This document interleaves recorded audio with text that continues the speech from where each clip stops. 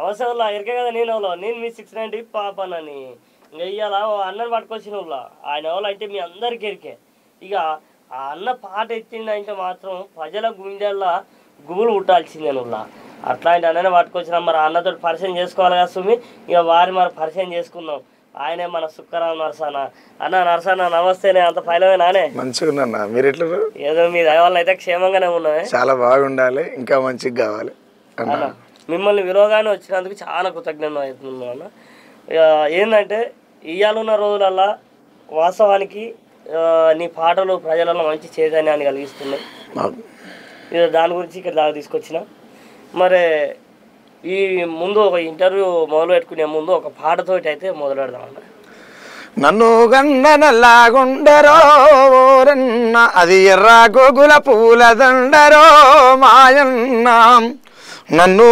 గండనల్లాగుండరో ఓరన్న అది ఎర్ర గోగుల పూల దండరో మాయన్న పోరాటాల తీరుల గన్న ఉద్యమాల పొద్దు పొడుపు పోరాటాల తీరుల గన్న ఉద్యమాల పొద్దు పొడుపు నెత్తుటి ఏరులు ఎన్నో వారినా నానల్లాగుండ నీతి దప్పని ఎర్రా జెండేరో నానల్లాగుండ నెత్తుటి ఏరులు ఎన్ని వారినా నానల్లాగుండ నీతి దప్పని ఎర్రా జెండేరో నానల్లాగుండ నల్లగొండ చాలా నినరగల్లది నల్లగొండ ఎందుకంటే పెద్ద పెద్ద పోరాట యోధులు అక్కడి నుంచే కదా అంటే నేను ఎందుకు అని అంటే నేను ఉమ్మడి నల్లగొండలో అంటే ఉమ్మడి నల్గొండ జిల్లాలో పుట్టడం అనేది నేను అదృష్టంగానే భావిస్తాను ఎందుకనంటే అక్కడ ఉన్నటువంటి భాష పట్టు కావచ్చు అక్కడ ఉన్న ఉద్యమ నేపథ్యం కావచ్చు అక్కడ ఉన్నటువంటి అనేక రకాలుగా కావచ్చు అది తిరుగుబాటు నిలయం నల్గొండ అన్న ఇక మరి అసలు ముచ్చటకు వస్తేనే ఇక వాస్తవానికి ఏంటంటే ఇవాళ సుక్కరాం నరసన్న అయితే ఒకప్పుడు మంచిగా బండి ఒక రేంజ్లో ఉరికేది మరి సుక్కరాం నరసన్న బండి ఇక ఈ మధ్యన స్పీడ్ తగ్గినట్టు కొడుతుంది ఆర్థిక వ్యవస్థకు ఎప్పుడు అవస్థలే ఆర్థిక వ్యవస్థకు ఎప్పుడు అవస్థలే ఆకలి పేగులకు అన్నం దొరకదురా అసలే సుఖరాం నరసయ్యకు ఆర్థిక ఇబ్బందులు ఉంటాయి కాబట్టి ఆ టైంకి ఆగిపోతుండొచ్చు తప్ప మానసిక ఇబ్బంది ఉండదు సుఖరాం నరసయ్య కామన్గా నడుస్తుంది బండి ఏముంటుంది అంతే అంతే కదన్నా ఇక మరి అస్సలు వాస్తవం ఏంటంటే ఇంతకుముందు రాజకీయాల పరంగానైతే ముందుకు పోయేది ఇప్పుడు అంటే ఈ కులగణనాన్ని ఏసీ వర్గీకరణ అని ఇట్లా వచ్చిన తర్వాత కులం గురించి ఎక్కువగా పోతున్నారు కదా మరి అది నాకు ప్రజల నేనేమంటున్నా అంటే నాకు సుఖరాం నరసయ్యకు చాలా మందికి క్లారిటీ లేదు చాలా మంచి క్వశ్చన్ ఇది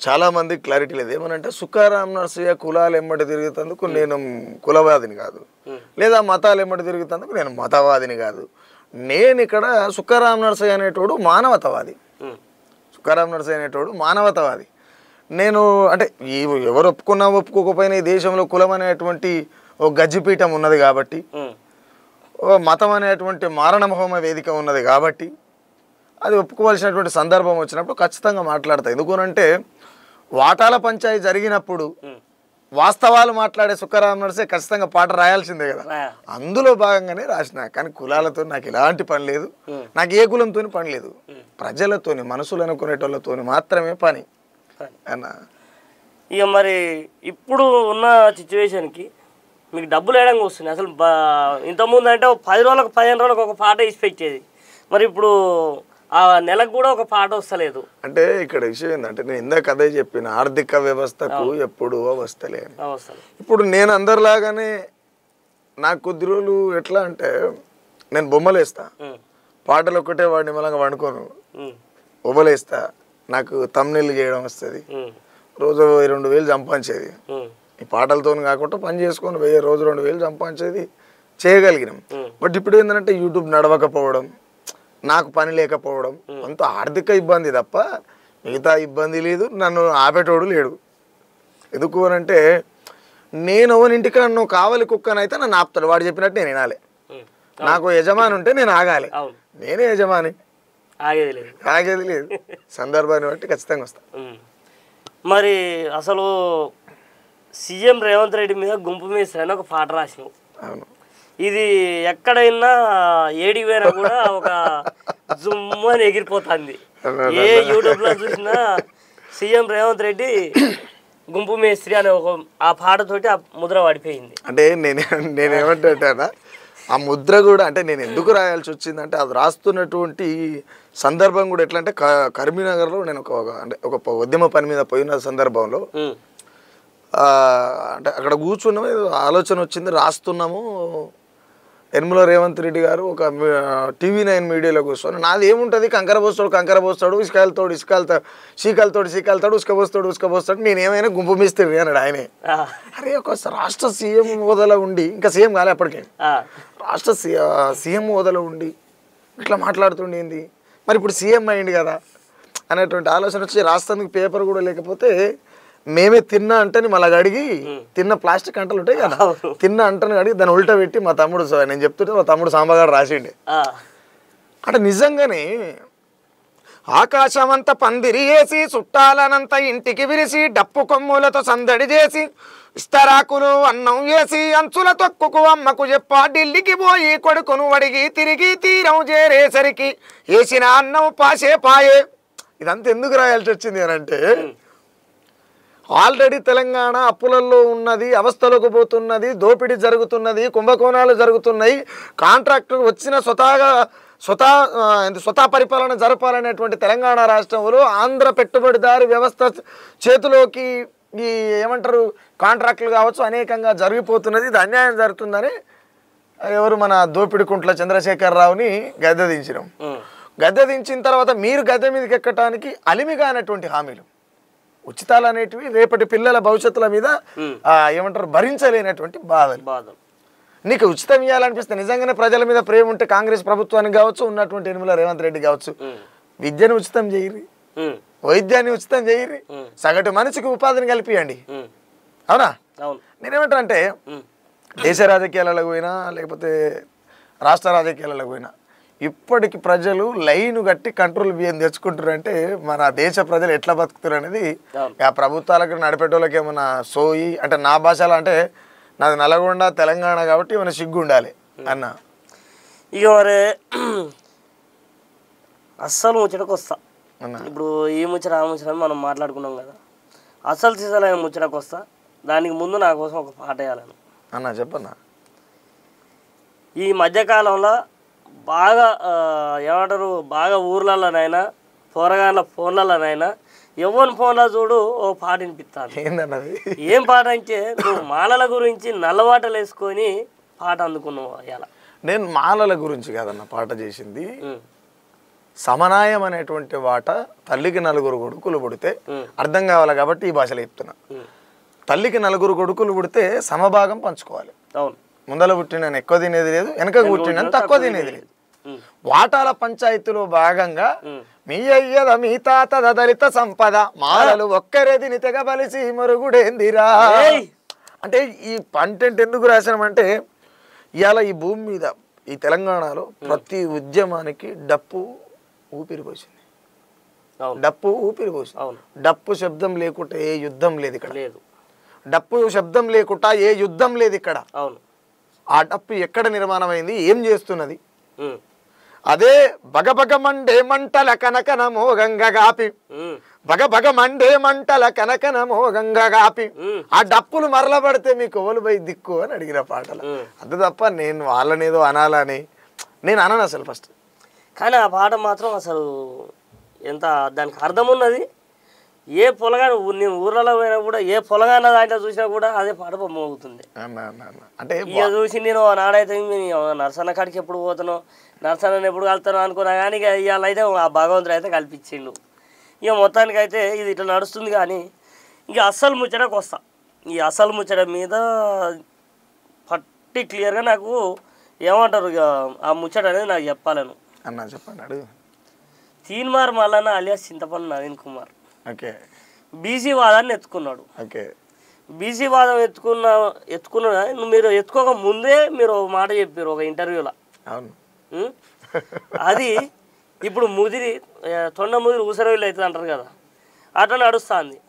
ఇలా బీసీ వాదం ఎత్తుకున్న తీర్మార్ మల్లన్నకి ఏం చెప్తావు?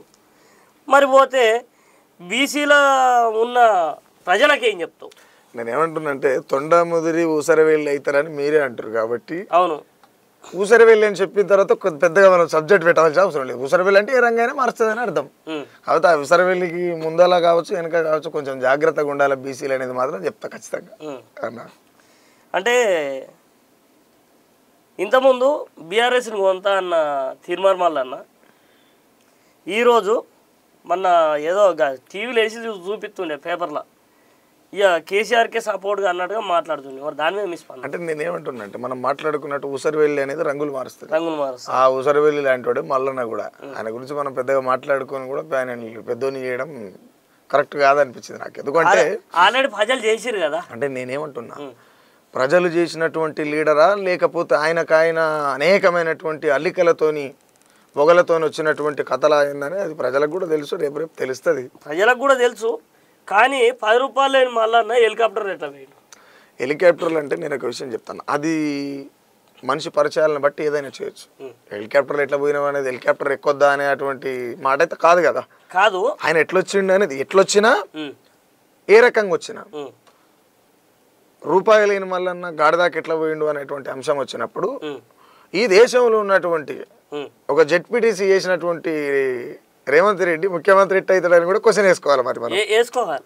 కాబట్టి నేనేమంటాను అంటే ఆయన పరిచయస్తులు ఉండొచ్చు, లేకపోతే ఆయనని ప్రేమించే వాళ్ళు ఉండొచ్చు, ఆయన చేస్తున్నటువంటి పనులకు సహకరిస్తున్నటువంటి వాళ్ళు కావచ్చు, బినాములు కావచ్చు, లేకపోతే తప్పులు చేసినటువంటి పెద్ద బడా ఏమంటారు పొలిటికల్ లీడర్స్ కావచ్చు, తప్పులు చేసినటువంటి రియల్ ఎస్టేట్ వ్యాపారులు కావచ్చు, కుంభకోణాలు చేసినటువంటి విద్యా సంస్థలు కావచ్చు, అనేకమైనటువంటి ఏదేమైనా ప్రజల రక్తమాంసాలతోనే ఎక్కడవే. ఇప్పుడు సుఖరాం నరసే ఉన్నాడు, 3 పూటల తిండి సరిగా తిండి తినలేనటువంటి పరిస్థితి నుంచి 3 పూటల తిండి తినగలుగుతాడు సుఖరాం నరసే అంటే ప్రజలు వాళ్ళ చెమటను నాకు పెడుతున్నారు కాబట్టి వాళ్ళ చెమటను నేను తిని నా గొంతు ఏదైతుందో నా ఆలోచన విధానం ఏదైతున్నదో అది నేను అమ్మినప్పుడు వాళ్ళకి ద్రోహం చేసినట్టు అవుతా కదా. నేను ప్రజల సొమ్ము తింటున్నా కాబట్టి ప్రజలకి రుణపడి ఉంటా, ప్రజల కోసమే పని చేస్తా. ఈ ప్రజల్ని మోసం చేస్తాడు రోజు 100 పార్టీలు మారుతాడన్నా ఏముంటుంది ఉసరవెల్లి అని అనుకున్నాం మనమే అన్న.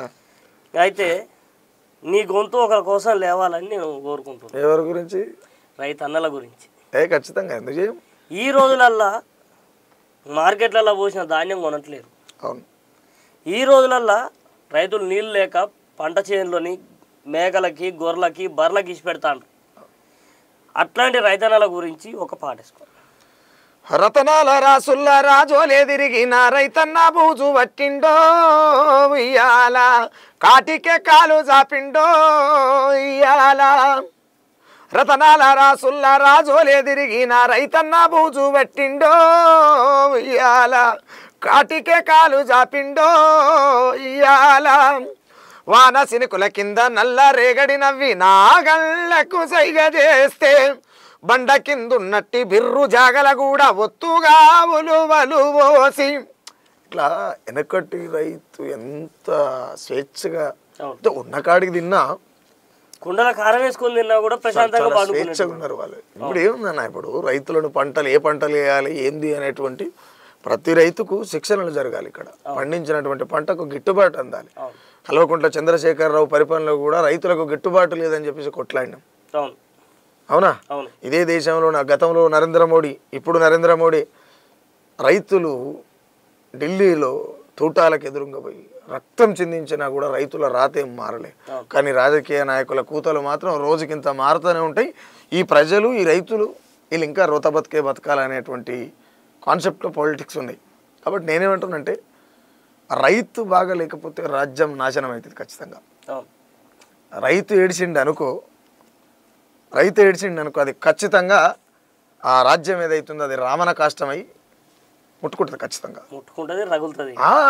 రైతు ఉసురు మంచిది కాదు, ఓ పేదోని ఉసురు మంచిది కాదు. అంటే రైతు వ్యవసాయం చేయకుండా తన ఇంటి వరకు చేసుకొని ఎప్పుడైతే ఇంట్లో పెట్టుకొని ఇక బయటతోటి సంబంధం లేదు అనుకున్నప్పుడు కడుపు మంట అనేది ప్రజలలో ఖచ్చితంగా పుడుతుంది. ఈ మన కాడున్న పంటను కొంతలేరు కానీ బయట నుంచి వచ్చే పంటను తీసుకొచ్చుకుంటున్నాం, అది చేస్తున్నాం, ఇది చేస్తున్నాం అని ఇన్ని చెప్తున్నారు కానీ ప్రభుత్వం. కానీ కనీసం రైతుల బాధలు కనీసం వాళ్ళకి ఇస్తాన బోనస్లు ఎక్కడ పోయినాయి, ఎక్కడ పోయినాయి? నేను అదే చెప్తున్నాను. భారత ప్రభుత్వాలు రాష్ట్ర ప్రభుత్వాలు ఇవన్నీ కూడా ప్రజల్ని మభ్యపెట్టేటువంటి పనులు చేస్తాయి.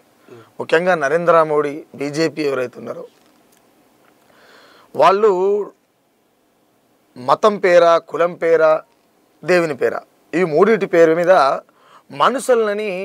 మనుషుల యొక్క మెదడుని ఆక్యుపై చేసి తద్వారా రాజకీయ చదరంగాలు ఆడుతుంటారు. వాళ్ళు ఆ చదరంగాలు ఆడుతున్నారు కాబట్టి గెలవగలుగుతున్నారు. నేను నిజంగా ఏం చెప్తున్నా, ఈ రాజ్యాన్ని పరిపాలిస్తున్నటువంటి నాయకులు, ప్రస్తుతానికి రాజ్యాన్ని పరిపాలిస్తున్నటువంటి నరేంద్ర మోడీ, అమిత్ షాలు, రైతు అనేటోడు లేకపోతే ఈ రాజ్యం నిలబడుతుందా నిలబడలేదా అనేటువంటి అంశం తెలియదా వాళ్ళకు. కానీ ఏదేమైనా ఆధిపత్యం వాళ్ళ చేతిలో ఉండాలి అనేటువంటి ఆలోచన. నేనేమంటా, ఈ ప్రభుత్వాలు ఏమైనా ఉంటే మీరు నిజంగానే ప్రజలతోనే రాజకీయం చేయాలి, ప్రజలు స్వేచ్ఛగా ఉండాలనుకున్నప్పుడు అది రాజకీయం అవుతుంది. మీ రాజ్య వైభోగాల కోసం చేసినప్పుడు అది వ్యభిచారం అవుతుంది. ఇప్పుడున్న పాలిటిక్స్ అన్ని వ్యభిచారమే అని అంట నేను అన్నా. అయితే మీరు ఇన్ని మాట్లాడుతున్నారు కదా, ప్రజలు నాకు కొన్ని చెప్పారు, నేను అది చెప్పనా, ఇది నా సదాగా వచ్చిన మాట కాదు. నేను ఇంకో మాట చెప్తాను. నేను ఒకటి చెప్తానే, ఏమైనా అడగండి, నాకు తెలిస్తే చెప్తా. నా సదాగా వచ్చింది కాదు అన్నా. సుక్క రామ్ నరసయ్యకి కోపం, పొగరు చాలా ఎక్కువ అని బయట పబ్లిక్ టాక్. అవును, నిజమే అన్న. కోపం ఎక్కువ, నాకు పొగరు ఎక్కువ. ఎందుకు ఎక్కువ అనంటే, నేను ఇంకొన్ని కాడికి పోయి మోకరిల్లినప్పుడు వాని చెయ్యి నా భుజం మీద ఉన్నప్పుడు నేను ఆయన కాలు పట్టుకుంటా కదా. కానీ నాకు నేనే బతుకుతున్నా కదా, బర్రాబర్ ఉంటుంది. పొగరు ఎందుకు ఉండదు? పొగరు లేకపోతే నేను మా అయ్య కుట్టినట్టేటనే.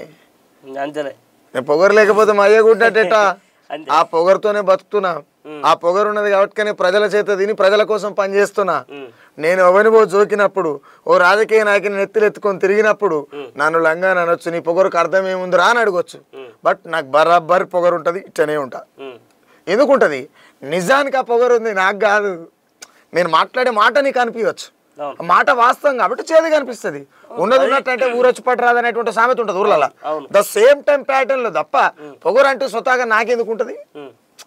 ఇప్పుడు నేను పొగరు లేకపోతే నాయకు పుట్టినట్టు ఎట్లా అని మాట్లాడుతున్నా కదా, దానికి అర్థం ఏంది? నీతి గురించి మాట్లాడుతున్నా.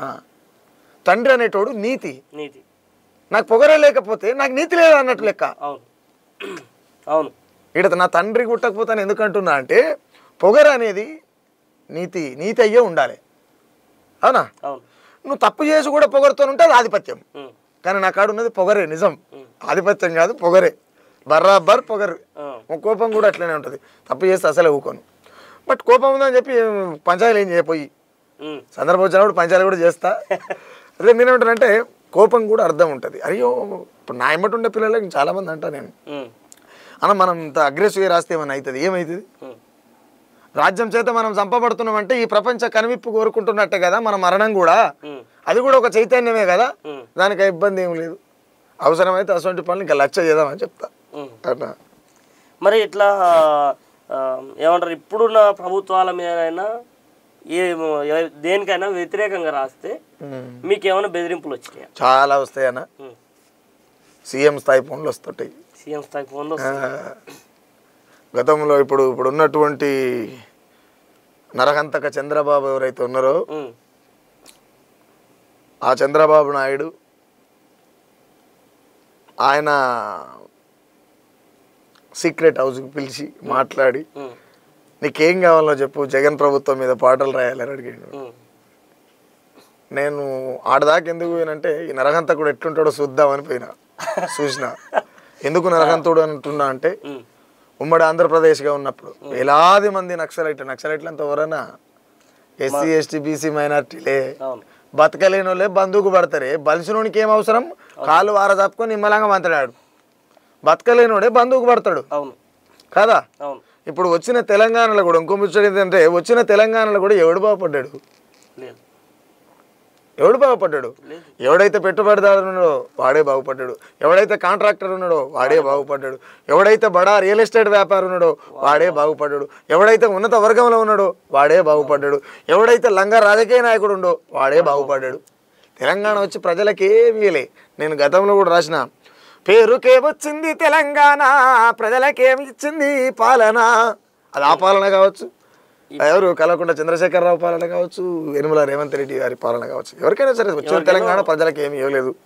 నేను ఇంకోటి ఏమంటానంటే, చాలా కాల్స్ వస్తుంటాయి. షర్మిల కాంచెలు కావచ్చు, జగన్ కాంచెలు కావచ్చు, యనమల రేవంత్ రెడ్డి కాంచెలు కావచ్చు, ఈటల రాజేంద్ర అన్న కాంచెలు కావచ్చు, కోమరెడ్డి రాజగోపాల్ రెడ్డి కాంచెలు కావచ్చు, ఎవరు కేటీఆర్ కాంచెలు రావచ్చు, సంతోష్రావు కాంచెలు రావచ్చు.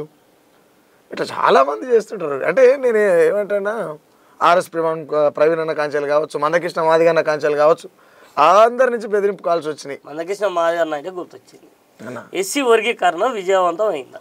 విజయవంతం అనేది నేను ఏమంటున్నంటే, అడిగినటువంటి శాతానికి 9% ఇచ్చారు కదా.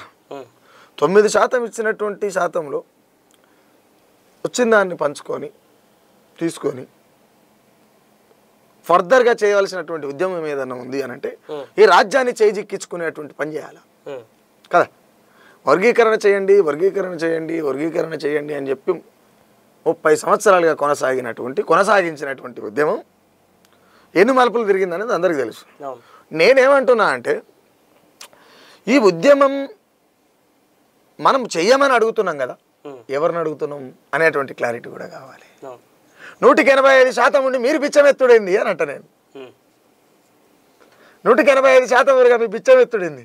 నెక్స్ట్ నేను బీసీల మీద కూడా సాంగ్ చేస్తాను, రేపు మాపు రిలీజ్ అయితే, షూట్ కూడా అయిపోయింది. అది ఎన్డీ మ్యూజిక్ అని మా దేవరకొండ నరేష్ నా మిత్రుడు ఉంటాడు, అందులో చేస్తాం. నేను ఎందుకు ఈ మాట చెప్తున్నంటే, 185% ఉన్నామని మాట్లాడుతున్నాం. 85% ఉండి ఏం వెలుగా పెడుతురే మరి, ఏం వెలుగా పెడుతురు? ఈ దేశంలో మీ జెండా ఉన్నదా? 60 నాకు అర్థం కాదు. ఈ దేశంలో మీకు జెండా ఉన్నదా? ఒకవేళ మీ జెండా ఉంటే మీ ఎజెండా ఏందో చెప్పురి. కాంగ్రెస్ పార్టీ నీదా, నీ అయ్యదా? బీజేపీ పార్టీ నీ అయ్యదా, నీదా? బీఆర్ఎస్ పార్టీ నీ అయ్యదా, నీదా? మరి అలాంటప్పుడు నీ ఎవరి జెండా మోస్తున్నావు? జెండాని గుండెలు పడేటట్టు మొత్తుకుంటావు. నేను సందర్భం వచ్చినప్పుడు, జెండా అని గుండెలు వగిలేలా వచ్చినోని కల్లా ఒత్తాసు వలికితేలా నీది గాని జెండను నువ్వెందుకు మొయ్యాలా? వాళ్ళ పుసుక్కున పోయి నువ్వు నిజమేందని అడిగినావు అనుకో, నీది గాని జెండను నువ్వెందుకు మొయ్యాలా? నిలదీయబోతే నిందలేసి నిన్ను తంతరల్లా. నీది కాదు, తన్ని ఎలగొడతాడు. ఎలగొడతాడు.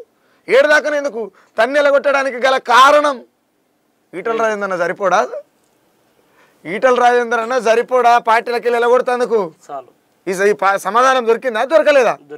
పోనీ మంచోడో చెడ్డోడు ఏదన్నా కానీ ఇలా కాంగ్రెస్ ప్రభుత్వం తీర్మార్వాలని సస్పెండ్ చేయలేదా? ఇది సరిపోదా? ఈ జెండాలు మనకి కావురా అంటే ఎందుకు?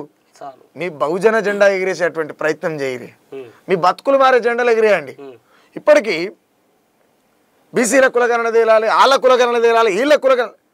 ఈ కులగణన అన్నటువంటి అంశాన్ని ఎవరిని అడుగుతారు భయ్? మీరు ఎవరిని అడుగుతారు? ఇంకెన్ని రోజులు బిచ్చమెత్తారు? రాజ్యం మీ చేతులకు చేజిక్కించుకోర్రి. ఇప్పుడు స్వతహాగా బీసీలో వాళ్ళ లెక్కలు చేస్తే, లేకపోతే బీసీలు రాజ్యాధికారం కోసం పనిచేస్తే రాజ్యం వస్తుందా? రాదు. రాదు బరాబర్ చెప్తున్నా, రాదు. రాసుకోమని ఒక్కొక్కని రాదు. ఎందుకు రాదు అంటే, 145 కోట్లకు పైచిలుకున్నటువంటి అఖండ భారతదేశ ప్రజలకు తన పిల్లలు చనిపోతున్నప్పటికీ కూడా భారత ప్రజల స్వేచ్ఛ కోసం అనేకమైనటువంటి చట్టాలను పొందుపరిచి రిజర్వేషన్లు చేతికిచ్చి రాజకీయ, ఆర్థిక అన్ని రంగాల్లో చైతన్యం కల్పించినటువంటి భారత రాజ్యాంగం రాసినటువంటి బాబాసాహెబ్ అంబేద్కర్ని ఓడగొట్టినటువంటి బహుజనులు ఎండ్రికిచ్చలు అని చెప్తా నేను. అలాంటిది బీసీలు ఒక్కలేకపోతే ఎట్లయితుంది? ఎస్సీలని, ఎస్టీలని, మైనార్టీలని కలుపుకొని పోతే మన రాజ్యం వచ్చే అవకాశం ఉంది. కాబట్టి లెక్కలు తెలుసామని అడగడం అవివేకం. ఎందుకోనంటే, మీరు ఏకమైతే లెక్కలన్నీ మనయ్యారు నాయన కదా. లెక్కలన్నీ మనయే, పిసికితే పిడికడ శాతం లేని కాడికి పోయి కానీ మేము జోకుతారు రా నాయన. అమ్మ జోకుడు చాలా కూడా బంద్ చేయాలి. ఇది యుద్ధం చేయాలన్నా, యుద్ధమే చేయాలి. వేడుకోవడం అంటే నువ్వు మోకరిల్లుతున్నట్టు లెక్క.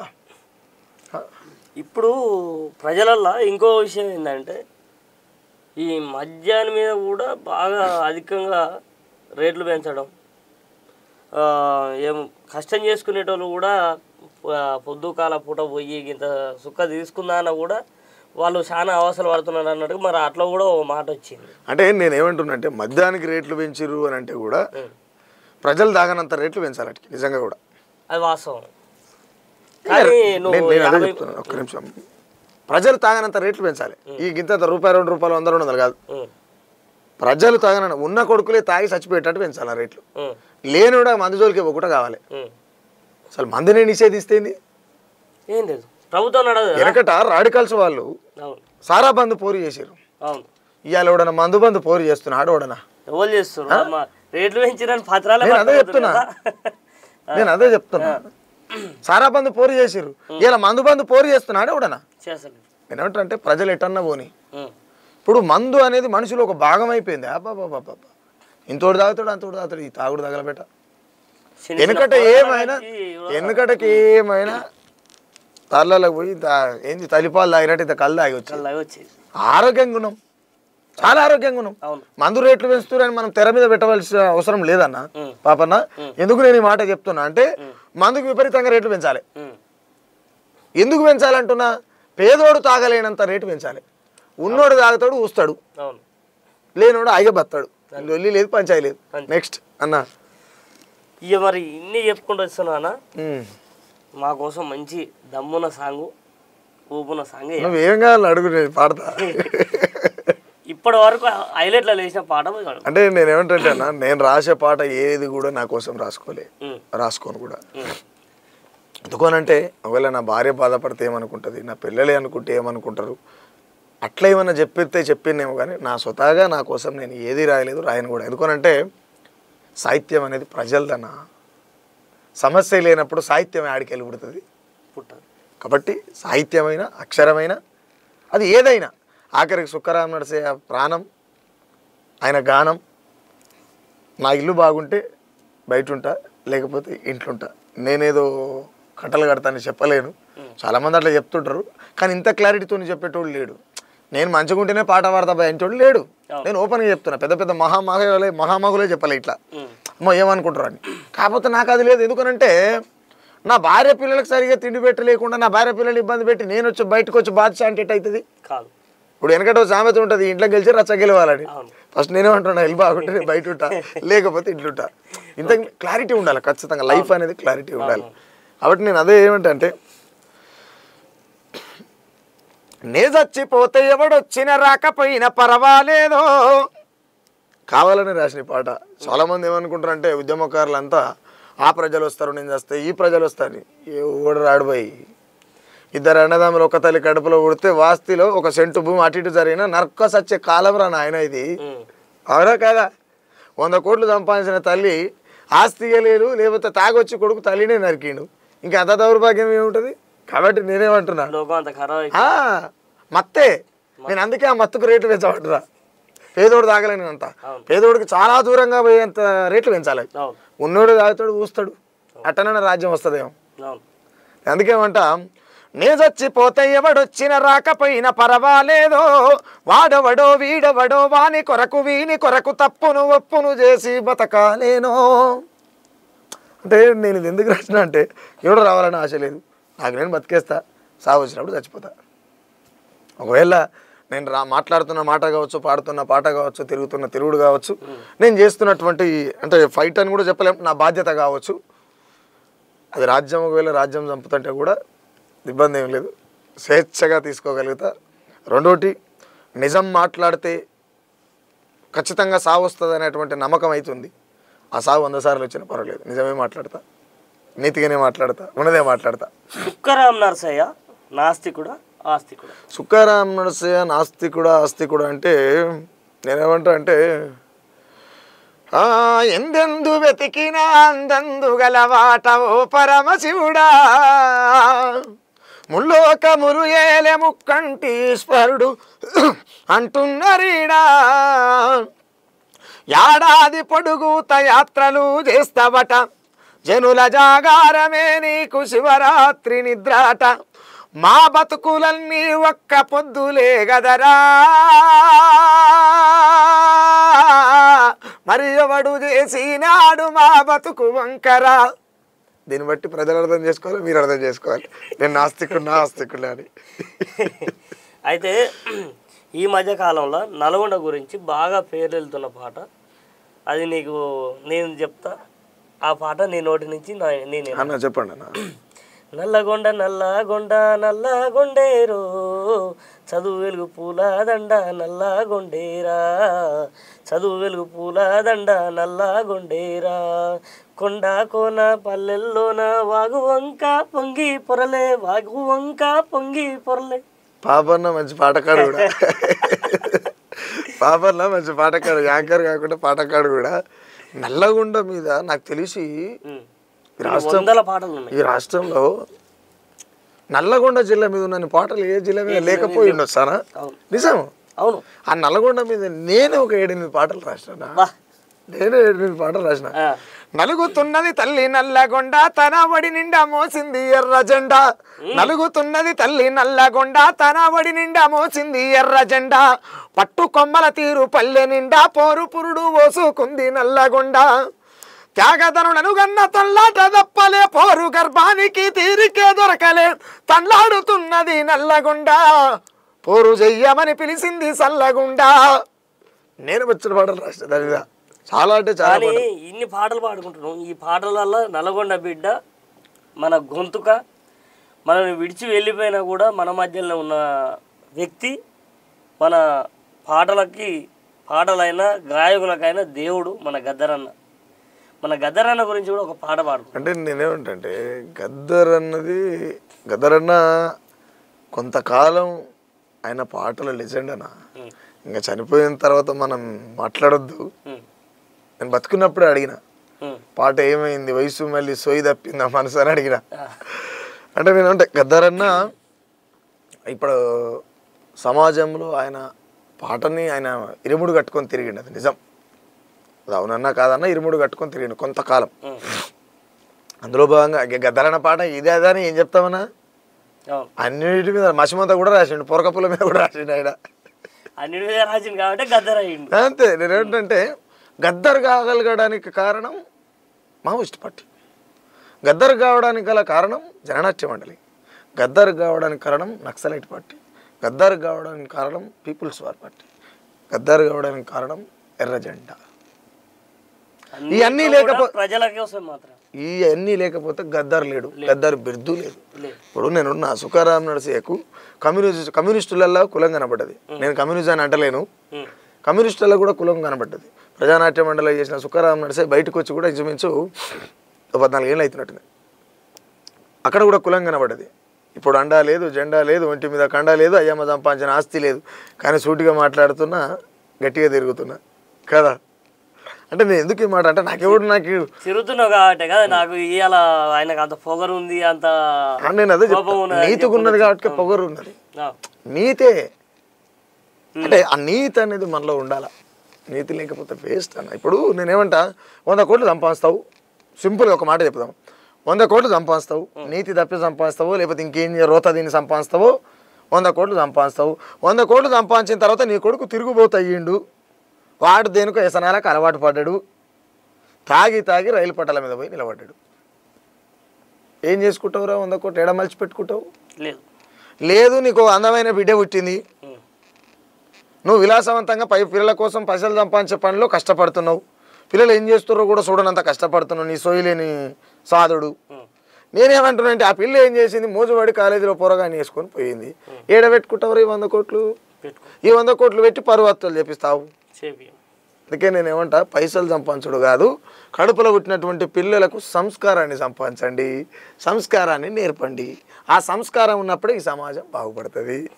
కాబట్టి నేనేమంటా, డబ్బు నీతి తప్పి నువ్వు ఏం చేసినా అది ఫైనల్గా రోత జీవితాన్ని అటగడుతుందన్న. నిజం. ఈ రాజ్యాలను చూసినాం కదా. ఇప్పుడు హిట్లర్ ఎట్లా చచ్చిండు, హిట్లర్ ఎసొంటి సాగు చచ్చిండు, దేశ్ముఖ్ ఎసొంటి సాగు చచ్చిర్రు, రజాకారులు ఎసొంటి సాగులు చచ్చిర్రు. మామూలు కాదు కదా. రెడ్డిలు ఒక్కొక్కరు రెడ్డిలు ఏమంటారు దొరలని.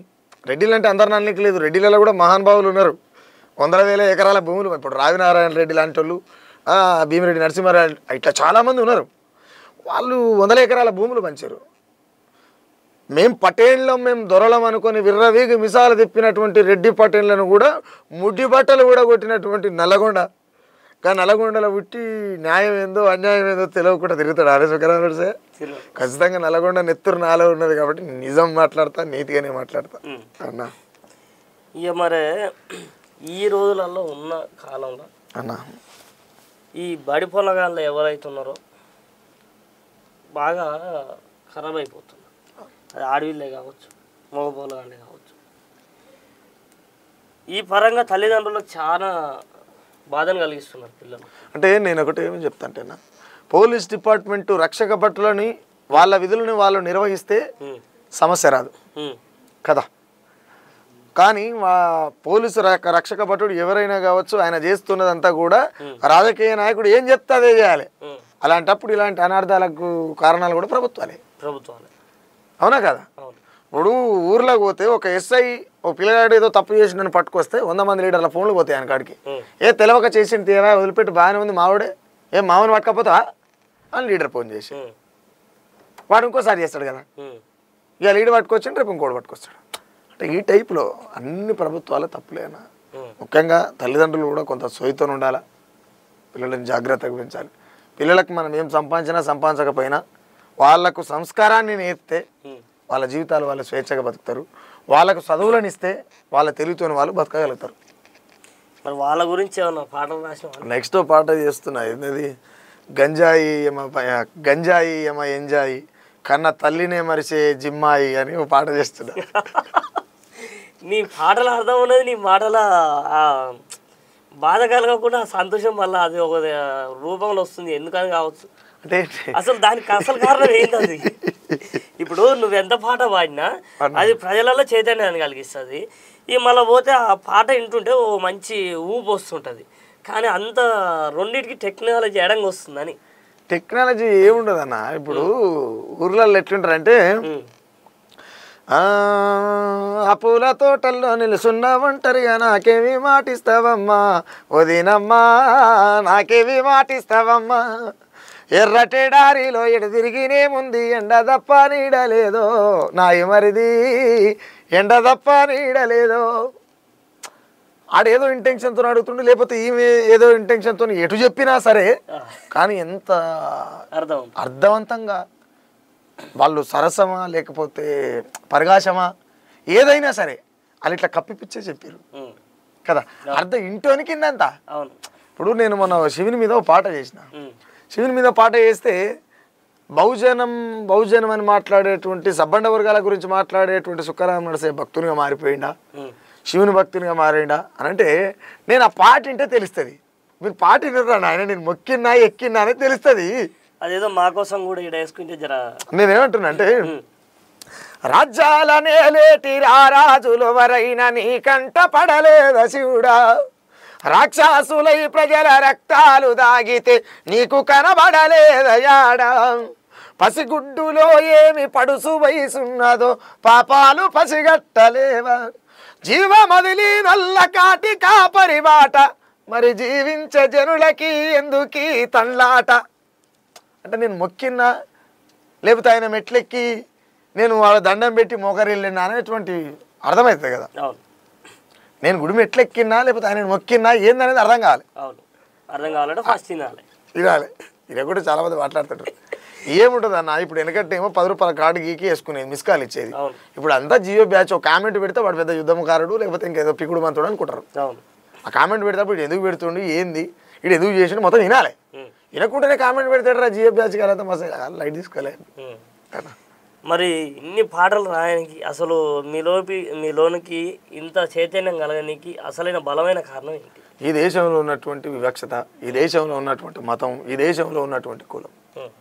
ఇలా హిందూ అంటే ముస్లిం పడదు, ముస్లిం అంటే హిందువు పడదు, వీళ్ళిద్దరికి క్రిస్టియన్ పడదు. అవునా కదా.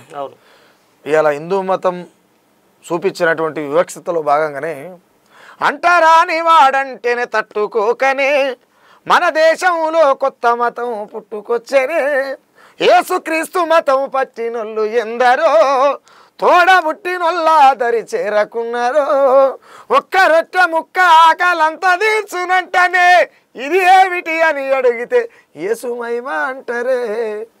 కుంభాలు ఉన్నా సరిపోవు జనాలకు, ఒక్క రొట్టె ముక్కతో ఆకలింట తీరుస్తుంది ఈ పిచ్చి చేతలు కాకపోతే. ఇప్పుడు మసీదుకు పోయి నువ్వు పొద్దున 3 పూటలు నమాజ్ చేయి, పని ఓకింట పండుకో, వస్తుందా? సింపుల్ క్లారిటీగా అన్న. దీనికి చదవలసిన అవసరం లేదు, గ్రంథం తీయవలసిన అవసరం లేదు, ఖురాన్ తీయవలసిన అవసరం లేదు, భగవద్గీత ఏది అవసరం లేదు. అవునా? నువ్వు ఏదో ఒక పని చేయకపోతే, కాకపోతే నువ్వు దర్గాకు పోయినా నీ మనశ్శాంతి కోసం పోతే పో, ఇబ్బంది లేదు.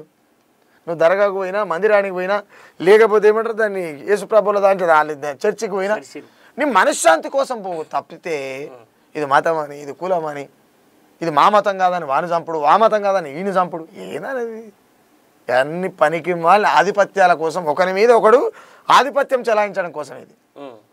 కానీ కులం మతం ఏమన్నా కూడు పెట్టిందా ఎవరికన్నా? ఈ ప్రపంచం ఇంతగానో మాట్లాడతారు, ఈ దేశంలో ఇంతగానో మాట్లాడతారు, కులం ఉన్నది కూడు ఉన్నది మతం. అరే బడివే నేను అందరూ అంటున్నా కులం మతం కూడు పెట్టదురా నాయన, నువ్వు శ్రమ పడంది నీ కడుపు నిండదు. ఈ లాజిక్ గుర్తుపెట్టుకోవాలి. ఇప్పుడు ఇప్పుడు ఒక దళిత్తు కావచ్చు లేకపోతే ఇంకోరైనా కావచ్చు, మతం ఎందుకు మారిండు వాడు? నువ్వు మనిషివే కాదంటే ఆడు పోయి మతం మారిండు కదా. ఇప్పుడు నేను ఈ దేశంలో పుట్టినందుకు హిందువునే, నేను హిందువుని కావాలి. కానీ ఒక మాదిగ సామాజిక వర్గంలో పుట్టిండానో లేకపోతే మాల సామాజిక వర్గంలో పుట్టిండానో, ఓ డక్కలోడనో ఓ సింధోడైనో ఓ మాస్టరోడనో ఓ బైరుపులోడనో బయట గుడిసెలోడనో ఓ దొమ్మరోడనో ఓ సింధోడైనో వీడు వంటరానోడు అన్న తర్వాత వీడు ఎందుకు ఎట్లయితాడు మరి? ఇంకోటి మీరు ఇందాక నాస్తికుడు ఆస్తికుడు అంటే శివుని నేను అడిగిన పాట ఓపెన్గా చెప్తాను, దేవుడు లేడని చెప్పిన నేను అలా. నువ్వు ఉంటే నీ భక్తుల శరళాన్ని నిడిపోవాలి. పసిపిల్లని చెరుస్తుండే ఒక పరుసు పోరగాడు, ఆ కోరికను చంపొచ్చు కదా. నీ ఆజ్ఞ లేకుండా సీమనే ఉంటుంది కదా భయ్. భలే చెప్తారు ఈ భక్తులు, ఇది అడగాలి. అందుకే నేను భక్తుని వేషం వేసుకొని అడిగిన, నేను భక్తునే అడగలే, ఆ భక్తుని వేషం వేసుకొని అడిగిన, ఆ భక్తులు అడగాలని అడిగిన. అవునా? నేనేమంటున్నా అంటే అందుకే కొత్తగా సుక్కరామ నడిస్తే నాస్తికుడు ఆస్తికుడు అని చెప్పడానికి లేదు, ఖచ్చితంగా నాస్తికుడు. ఎందుకు అని అంటే నాకు దేవుడు లేవని అగ్రవర్ణాలే చెప్తున్నాయి, నేను చెప్పలే పుట్టుకతోని. నా పుట్టుకతోనే నన్ను గుళ్ళకి రానియలే. అంటే మీకు దేవుడు లేడురా అని చెప్పారు వాళ్ళు, రానియలే అంటే నాకు లేడు దేవుడు. నేననేది ఏందన్నా, నేననేది ఏంది? ఎవరైతే మీరు మొక్కబడుతున్నటువంటి దేవుళ్ళు ఎవరైతున్నారో, ఎవరైతే మొక్కపిస్తున్నటువంటి కులాలు ఉన్నాయో, ఏ బాపరాయన మీ కాళ్ళు మొక్కుతుర్రో పోయి భక్తులంతా, మాకు ఆ బాపరాయన కాళ్ళు మొక్కేటువంటి కర్మ లేకుండా చేసినందుకు సంతోషపడుతున్నాం. బాపనాయన కాళ్ళు మొక్కేటువంటి కర్మ మాకు పట్టనందుకు సంతోషపడుతున్నాం సుక్కరావు నరసే గర్వంగా. ఆ గుళ్ళకు మమ్మల్ని రాని అనందుకు, లేని దేవుని మీరెందుకు నమ్ముతుర్రా అని చెప్పి మమ్మల్ని దూరంగా ఉంచినందుకు నేను 100 సార్లు శిరస్సు వచ్చి నమస్కారం చేస్తా. వాళ్ళకు వాళ్ళే చెప్పారు కదా నేను నాస్తికుడు, నేను కొత్తగా చెప్పింది అన్నా. అయితే మరి ఇన్ని పాటలు పాడినావు అన్న అన్నా, మరి మా గురించి కూడా అన్న రాసిరా? అంటే ఖచ్చితంగా రాసాం. ఎందుకు రాసాం అయితే మేము ఇక మా చిన్నతనం నుంచే ఇక తాళ్ళు ఎక్కుంటాయి చేసుకుంటూ వస్తున్నాం. ఇంక ఈ రోజులలో ఏంటంటే ఇక అటు పోతురు అంటారు వస్తారు. ఇక ఇప్పుడు రానున్న రోజులలో గౌన్లలో కూడా చాలా తగ్గిపోయారు. ఇక మరి గౌడ కులాలకి గౌన్ల బిడ్డలకి గయే సేఫ్టీ కిట్లో గయే ఎత్తురన్నారు. ఇక అవి ఊరికి మండలానికి 100 వస్తున్నాయి. మండలానికి 28 ఊర్లో 30 ఊర్లో ఉంటాయి. మరి ఆ ఊర్లకి మరి 100 వేస్తే మరి ఊరికో 7-8 కూడా వస్తలేవు కదా. మరి అవతలోని పానం కూడా ఎట్లా? మరి దీని మీద ఏమన్నా రాసిర్రా? ఖచ్చితంగా రాస్తాం. అట్లెట్ రాయం పెద్దనా. ఇప్పుడు నేను అందుకే చెప్పిన కదా, రేట్లు పెంచాలని ఎందుకంటున్నా అంటే పేదోడు బతకాలని. ఆయన దగ్గరికి పోదు మందు, ఉన్నోడు తాగాలి ఎడనా కానీ అడిగా తాగినాక. కరోనా టైంలో మాత్రం ఇక అన్ని బంద్ చేసేసరికి జనం అంతా తాడి చెట్టు చుట్టూ ఇరగబడ్డారు. అవునా కాదా? అది తాగితేనే జర ఇమ్యూనిటీ పవర్ అయినా లేకపోతే ఇక అన్న ఒక కరోనాని కాదు కానీ కళ్ళు అనేది తల్లిపాలంత శ్రేష్టమైంది. అవును, తల్లిపాలంత శ్రేష్టమైంది. అదే కళ్ళులో నువ్వు అట్నే ఒడిచి నీ నీళ్ళు కలుపుకొని తాగినా ఏం కాదు. కాకపోతే ఈ చక్కెర మందులు వేయకుండా నేను నీళ్ళు కలుపుకొని తాగినా చాలా మంచిది. చాలా మంచిది. నువ్వు డైరెక్ట్ అట్ట తాగినా కూడా మంచిది కాదు. ఇంకొక గ్లాస్ నీళ్ళు కలుపుకొని తాగాలి. అట్ట తాగితే ఏంటంటే అది కూడా పాయిజన్ అవుతుంది. నేను అదే చెప్తాను, ప్రకృతి నుంచి వచ్చింది ఎట్లా వాడాలో అట్లా వాడుకుంటే తల్లిపాల కంటే శ్రేష్టమైంది. ఇక దాని గురించి ఇంకెక్కువ ఎక్స్ప్లెయిన్ చేయలేము. తల్లిపాలను మించి ఏమైనా ఉంటుందా? ఉండదు. ఆ తల్లిపాల కంటే కూడా చాలా అద్భుతమైనది. తల్లిపాలు ప్రకృతి నుంచే వచ్చినాయి. ఆ తాడి చెట్టు నుంచి గారేటువంటి కళ్ళు ప్రకృతి నుంచే వచ్చింది. నేనేమంటే కళ్ళును ప్రేమించాలని చెప్తా, మధ్యాహ్నానికి మంట పెట్టి కళ్ళును ప్రేమించాలని చెప్తా. కళ్ళు అనేది అబ్బబ్బబ్బబ్బబ్బా. నేను మా అన్న ఉంటాడు నిసార్ అన్న, చనిపోయిండు పాపం. నా జిల్లా నల్లాగొండ నా తల్లి సల్లాగుండ, నా జిల్లా నల్లాగొండ నా తల్లి సల్లాగుండ, కొండల పూల దండ కొండల పూల దండ పొంగేటి కల్లుకుండ నా జిల్లా నల్లాగొండ నా తల్లి సల్లాగుండ ఇత్తడి పుత్తడి సండూరు మత్తడి మిరియాలగూడ కట్టడాల కండలు వెంచే సిమెంటు ఫ్యాక్టరీలు ఓ చేతుల పాడి పంట ఇంకో చేత పోరు మంట నా జిల్లా నల్లాగొండ నా తల్లి సల్లాగుండ కొండల పూల దండ పొంగేటి కల్లుకుండ అంటే ఆయన ఎంత అద్భుతంగా రాసిండు చూడు. ఎటు చూసినా మా నల్గొండలా కళ్ళు వారుతుంది అని చెప్తున్నాడు. కళ్ళు వారుతుంది అంటే తల్లిపాల తీపి ఉంటుంది మా నల్లగొండకు అని చెప్తుండే ఆయన. అట్లే ఒక్క నల్లగొండని కాదు, యావత్ తెలంగాణ తల్లి లాంటిదన్న. తెలంగాణలో ఉన్నంత తాళ్ళు, మన తెలంగాణలో ఉన్నంత కళ్ళు మరి ఏ రాష్ట్రంలో లేదన్న. ఏ రాష్ట్రంలో లేవు. బట్ నేనేమంటా అంటే ఏ రాష్ట్రం, మన రాష్ట్రంలో ఉన్నటువంటి తాడి చెట్లు ఏ రాష్ట్రంలో లేవు. ఇక్కడ ఉన్నటువంటి గౌడన్నలు ఎవరైతే ఉన్నారో వీళ్ళెవరు కూడా ఐక్యత మీద లేరు. ఇప్పుడు దానికి అసలైన కారణమే ఇది. నేను అదే చెప్తాను. ఇప్పుడు కుర్మల లొల్లి కుర్మలదే, గొల్లల లొల్లి గొల్లలదే, ముదిరాజుల లొల్లి ముదిరాజులదే, గౌడ్ల లొల్లి గౌడ్లదే, గంగపుత్రుల లొల్లి గంగపుత్రులదే, గరీబోన్ లొల్లి గరీబోన్ లొల్లి. మీ లొల్లి మీకే ఉన్నప్పుడు మీరు రాజ్యానికి ఎట్టబోతారు? ఫస్ట్ అందరం కలిసి ఏకమైతేనే కదా మనం రాజ్యాన్ని వెళ్ళడం అయినా ఏదైనా జరిగింది. ఇప్పుడు తీన్మార్ మల్లన్న క్లియర్గా చెప్పిండే ఏమని,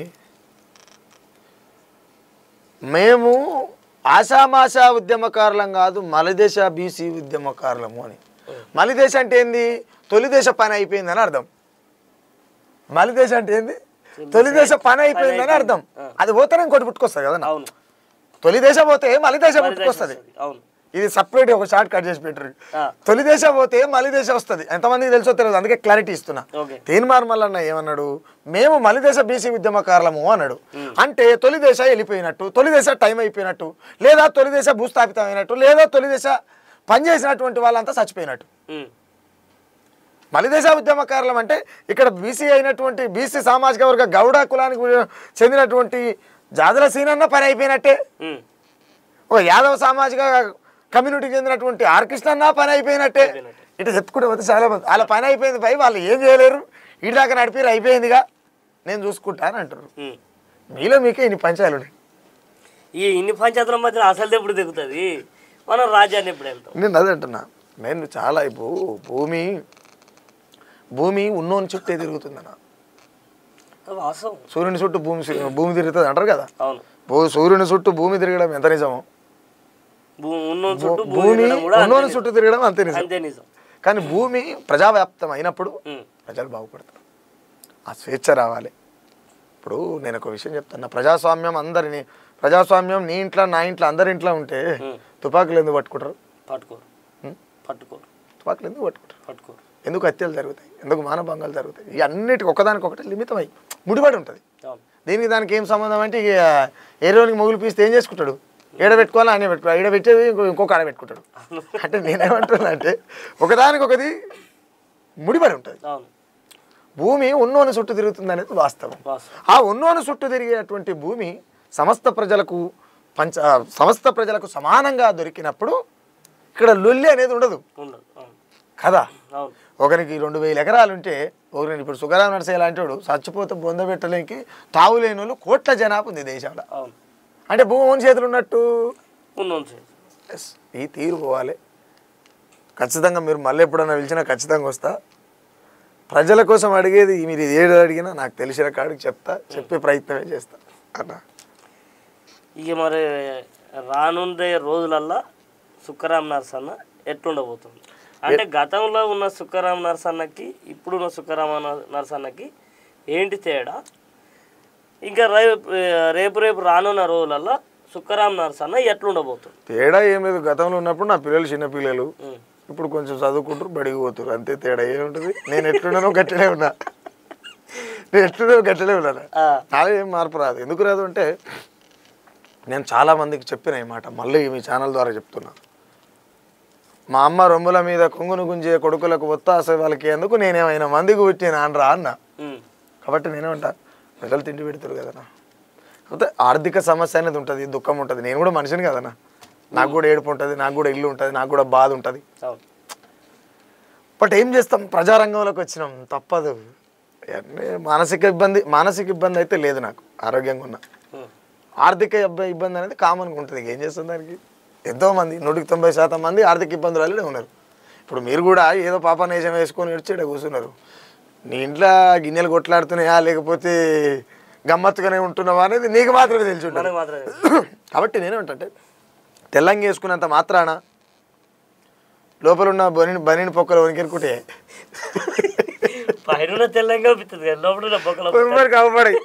కాబట్టి ఏమంటే నాకు ఆర్థిక ఇబ్బంది ఉంటుంది తప్ప మానసిక ఒత్తిడి ఉండదు అన్న.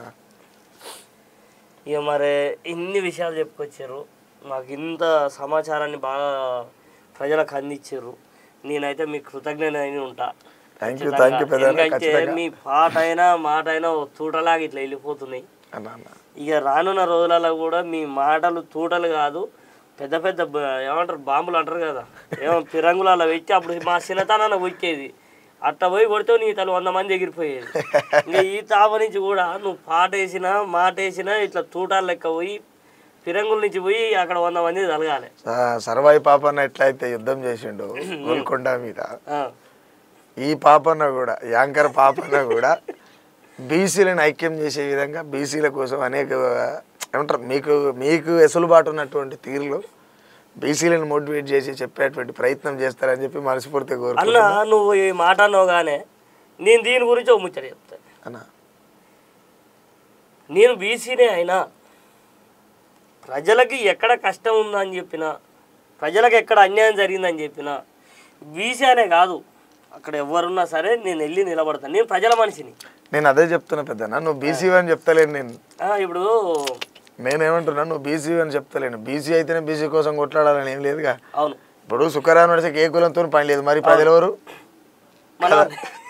కదా? అవును అవునా కదా, లాజిక్ కదా. అవును. ఇప్పుడు ఏ కులంతో పని లేనప్పుడు ప్రజలకు ప్రతి ఒక్కరికి కులం ఉంది. సుఖరావు నడిసే కులమే లేదంటే మరి కులం లేనటువంటి సుఖరావు నడిసే కులాలతో మమేకమై బతున్నటువంటి ప్రజలకితో ఏం పని అనేటువంటి చర్చ కూడా వస్తుంది. వచ్చినప్పుడు నేనేం చెప్తా, వాళ్ళకు కులం ఉన్నదా లేదా, కులం అనేది ఆధిపత్యమా లేకపోతే మన అవివేకమా లేకపోతే మన బానిసత్వం అనేది వాళ్ళకి చెప్పడం కోసం మాత్రమే వాళ్ళు మా ప్రజలు కాబట్టి ప్రజల కోసం పనిచేస్తామని చెప్తాం. అందులో భాగంగా మీరు పనిచేయాలంటున్నాను నేను. ఖచ్చితంగా 100కి 200% నేను ప్రజలకు పోదా, ప్రజల కష్టాలను తీరుస్తా, ప్రజల కష్టాలను ప్రభుత్వం నాకు వచ్చేంత వరకు తీరుస్తా. అదే నా ప్రయత్నం. ఖచ్చితంగా మీరు ప్రజల వైపు ఉన్నన్ని రోజులు మీ ఛానల్కి కావచ్చు, మీకు కావచ్చు, సుఖరావు నరసయ్య ఖచ్చితంగా సుఖరావు నరసయ్య అండ ఉంటుంది. మీరు నాకు ఇంత ధైర్యం ఇచ్చారు. ఇక నేను ఇంకా ఏడికైనా దేనికైనా ముందుకు దూకుతాను. చేయాలి, న్యాయం కోసం ఎంత దూరం పోయినా మంచిదే. మన ప్రాణాలు కోల్పోయినా కూడా ప్రజలకు మంచి జరగాలి. అంటే ప్రాణం కోల్పోతామే ఫస్ట్ ఆఫ్ ఆల్ నేనేమంటే ఫ్యామిలీని చూసుకున్న తర్వాత ప్రజలు, ఈ క్లారిటీ చాలా మందికి లేదు. ఫస్ట్ ఫ్యామిలీ తర్వాత ప్రజలు. ఏంది అంటే మన వల్ల ఒక 4 ప్రాణాలు నిలబడుతున్నాయంటే మన ప్రాణాలు ఫైట్ చేయొచ్చు కదా. చేస్తాం, ఎందుకు చేస్తాం అంటే మన వల్ల ఒక 4గురికి ప్రాణం నిలబడుతుంది అంటే ఆ 4 ప్రాణాలు కాపాడడానికి మనం ముందుకు పోవాలి, చేయాలి, ఖచ్చితంగా చేయాలి. ఇదే నేను కోరుకుంటా, ఖచ్చితంగా చేయాల్సింది. ఇక మరి ఇంతటితోటి మనం ఇంటర్వ్యూ ముగిస్తాం. ఓకే, థ్యాంక్ యూ పెద్దనా, నాకు కూడా టైం అవుతుంది. చూసి కాదు ఇవాళ సుఖరాం నరసన్న తోటి మాత్రం ఇంటర్వ్యూ ఇక జోరుదారుగా నడిచింది. ఇక మళ్ళీ ఇంకో అన్నని పట్టుకొని వస్తే ఇక అప్పటి వరకు చూస్తూనే ఉంటుంది, క్రమం తప్పకుండా 690